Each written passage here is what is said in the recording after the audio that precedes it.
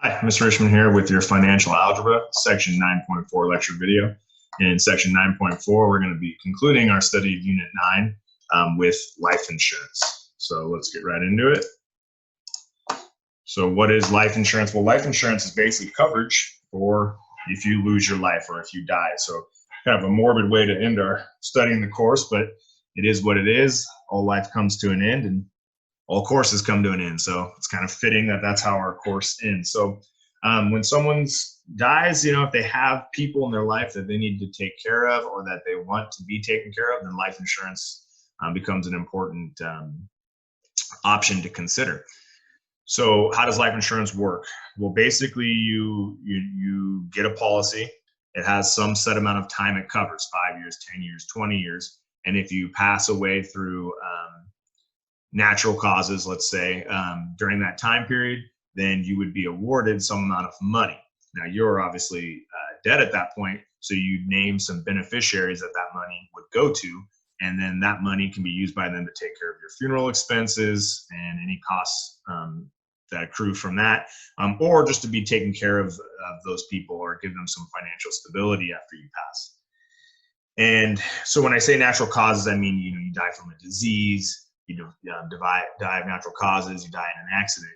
But obviously things like suicide or things like that would not be covered. So each policy defines specifically what matters of death it covers. So you want to make sure you read that kind of carefully if you do apply for life insurance. So the terms you need to know well here are the difference between things like face value, premiums, and beneficiaries. So when you have a life insurance policy, the people that you choose for that money to go to after you die are called the beneficiaries. So they're the ones who will receive the money. The face value is the amount of money that they will receive. That's what's paid out when you pass. And life insurance is not free, just like any insurance, like auto insurance. You have to pay a monthly cost or an annual cost to have the coverage. And that amount you pay are called the premiums.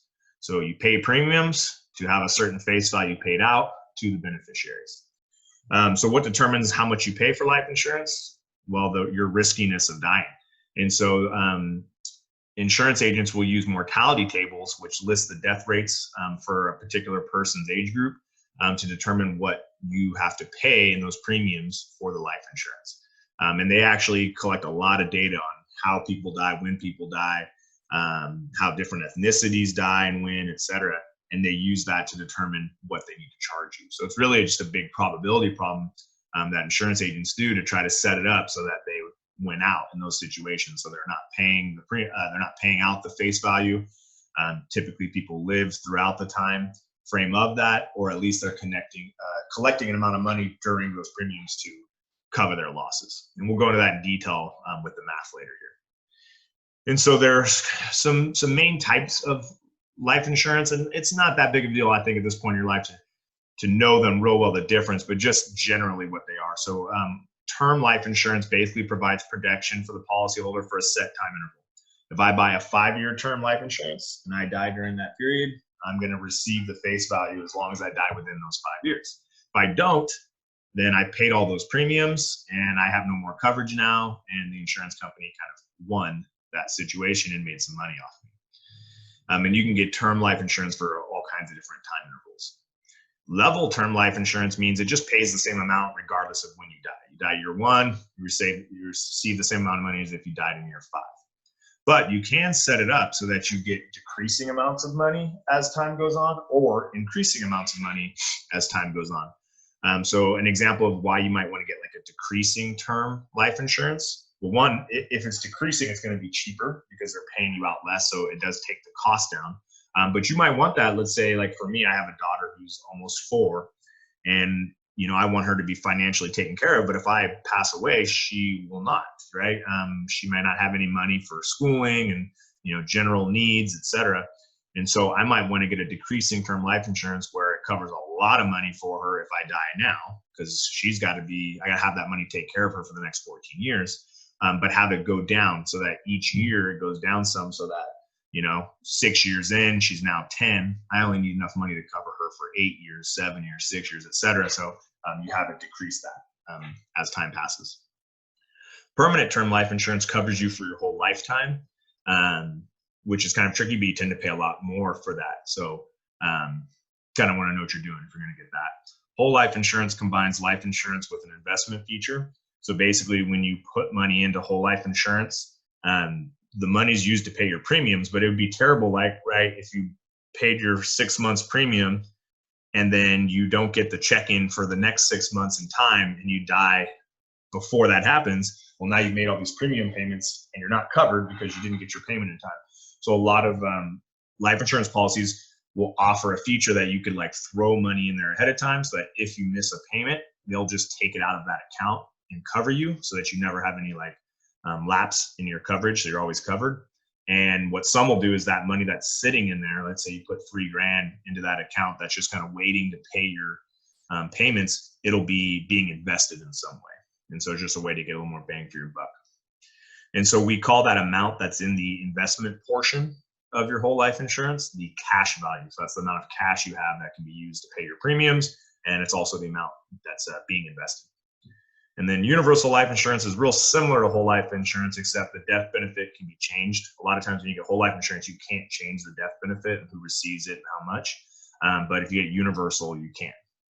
And then variable life insurance combines the insurance part with a variety of investment opportunities, but it's kind of a risky insurance policy, so you really want to know what you're doing before you get involved in something like that. So let's take a look at some examples and the type of math we'll be doing here. Example 1 says AJ is 47 years old, and in 10 years his house will be paid off and his daughter will have completed college. He wants to take out a 10-year level term insurance policy with a face value of $950,000. And again, like they're kind of giving you the premise of why he needs it. If he dies, he wants to make sure his daughter is taken care of and has enough money to get through college. And so he feels like, with her being at 10 years old right now, in order for her to have everything she needs till the age of 18, and then whatever she needs to pay for college, he needs to have a face value of close to $1 million to cover her. To get that, the insurance company said that would cost him a monthly premium of $86, which means he's going to be paying premiums of $86 every month for 10 years. And if he happens to die during that time period, his daughter will receive that amount of cash. If he survives the whole next 10 years, well, then he gets nothing. He was covered. Nothing wrong happened. He's alive. Yay. But he's out that money. So it says, what will be AJ's total cost over the 10-year period? So pretty simple calculation there. If he's paying $86 per month, it's just 86 times 12 months in a year times 10 years. And that is what he would pay for that life insurance coverage. So that's going to be 86 times 12 times 10 is $10,320. And so I'm going to put it bluntly for you here. Insurance is gambling. It really is just gambling. So what is life insurance? It's gambling on you dying. AJ here is gambling $10,000. He's risking $10,000 for a almost $1 million payout. What has to happen for him to win the bet? He's got to die. He dies in that 10 years. He wins the bet. He wins $1 million. That's a monetary gain for him. He survives. He loses the bet. He's out 10 grand, but he's alive. So it's kind of a dark, gambling game, but that's really what insurance is. It's a form of legalized gambling. Example 2 says Sammy has a universal life insurance policy with a face value of $350,000. So again, that's the amount it pays out. And remember, universal life insurance has an investment feature. So the money that isn't being spent on premiums at the moment is being invested. And at any point, if you need to pay out some premiums, it'll take it from that cash value. So his current cash value is $9,460. He has that amount sitting in the account, investing and growing. And if a premium needs to get paid, they'll pay it out of that cash amount. His premiums are $117 per month. So the question is, how many months can the cash value be used to pay the premiums? So let's say Sammy here lost his job. He can't make the premium payments anymore on his own, but he has this amount of money in that account. Well, how long could he go without having to make any premiums and have this covered? So I can just take that $9,460 that he has, divide it by what his cost per month is, and that'll tell me how many months that money will last. And this is, of course, assuming it's not growing anymore. So it looks about like 80.85. But again, he can't pay part of a premium and get coverage, so I'll round down to 80 months. So basically, he can not pay anything for 80 months and he'll still have that life insurance coverage.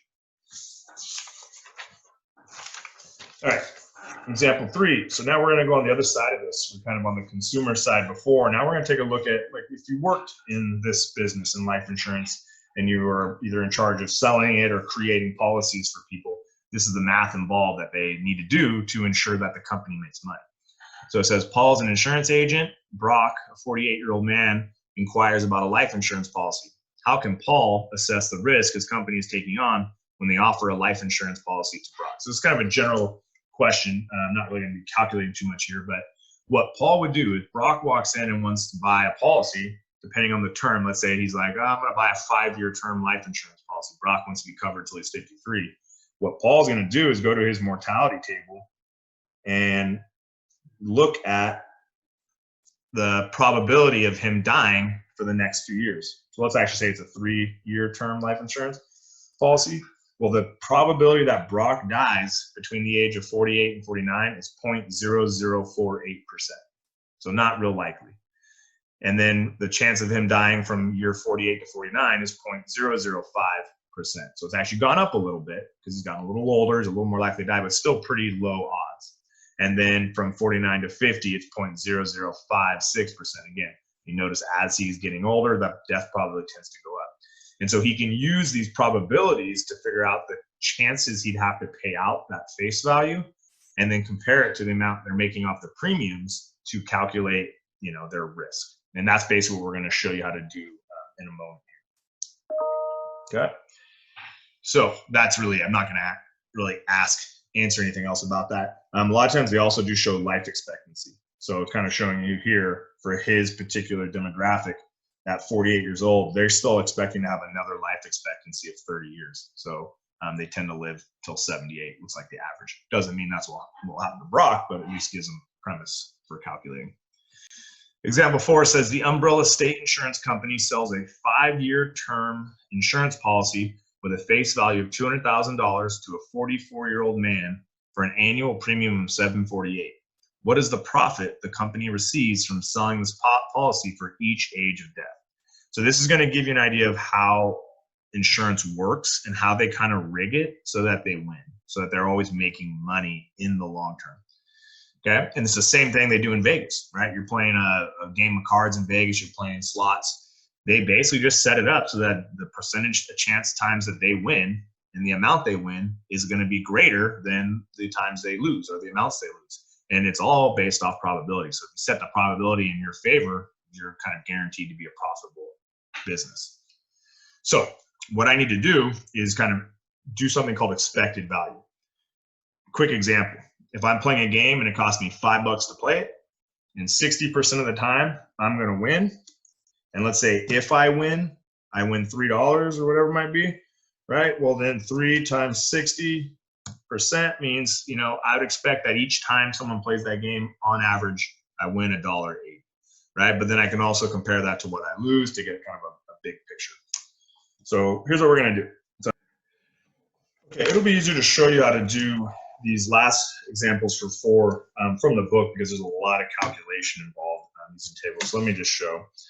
So how can I figure out whether or not I'm going to make money on a policy?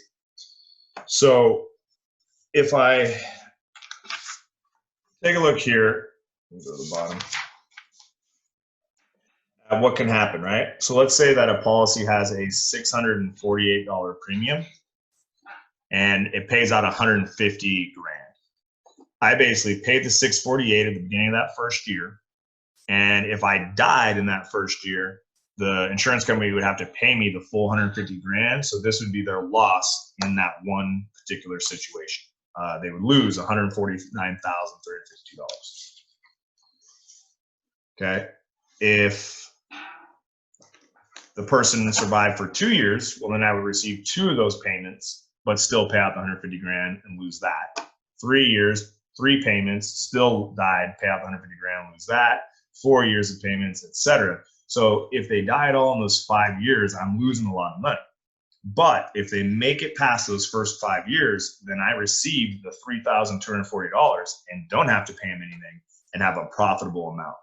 So what you start to wonder is, okay, wait a minute. If in situation 1, they lose lots of money, and 2, 3, 4, and 5, they lose tons of money. but in the sixth situation, they win only this amount. How does this work out for the company? Well, here's why. An expected value, it's the probability of the event times the value. And so if you're trying to find the expected value of an event that has like 6 different outcomes, you have to do the sum of all 6 of those outcomes. So let me demo down here.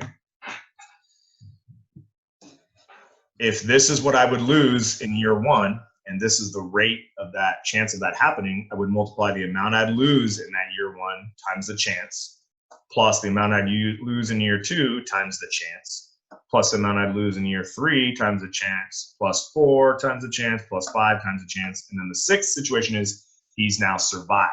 I've collected this much money, I'm not losing anything now, times the probability that he survives to that point. So all you do to figure out the probability of that is you take 100% and you subtract out your 5 death rates, and this is the chance then that he survives. So there's a 98.4% chance he survives, which means most of the time we will make this amount of money. And so when you actually multiply each loss by the chance of it happening and the one gain times the chance of it happening, the expected value becomes $866.40, which means on average, even though there's going to be some situations we pay mass amounts of money, because most of the time we don't do that, it's actually on average a gain. Now that doesn't mean I'm guaranteed to make this, but the probability is in my favor for me to be making $866.40 on average per person I sell this policy to. And if I'm selling this policy to 10,000 people in this age range, we could be making as much as $8,664,000. And this is why insurance can be so lucrative if they do the math right. And believe it or not, these actuators, the people who come in and calculate this for the insurance companies, tend to be math majors. And so it's a great career option and a very lucrative career option a lot of times for math majors. And the thing is, it's not like they really need to be a math major necessarily to do this. It's just probability. So you get a little bit of probability and you kind of get the degree to get you hired. It's a good option. And so, test-wise, I doubt I'm going to do anything too crazy with this. There's a good problem in the book, in the homework, where you do this for like a much easier example. It's number 12. This would be the one I'd focus on, because it talks about like it in a very simple process of like paying to play a game and what you make and working it all out. So hopefully this helps. This is our last section leading into the Chapter 9 test. And then you can take that test Monday, and that's it. That's the end of the course. The rest of the week will be used just to catch up. So I wish we could finish this course in person. It's a bummer that the situation is what it is, and we don't get to finish it in this way. But I hope you enjoyed the course. I hope you feel a little bit more financially literate than you did before you came in, and I hope that the real-world examples of this course were useful. If you had an interest in business, I hope this gives you some foundation for success next year when you go away to college. And just do me a favor, if you did enjoy the course and found it useful, please recommend it to younger students here at Vista. I'd love to see this course kind of continue on and hopefully make more of us financially literate and increase our chances of obtaining wealth while doing a job we love. And thank you and have a good one.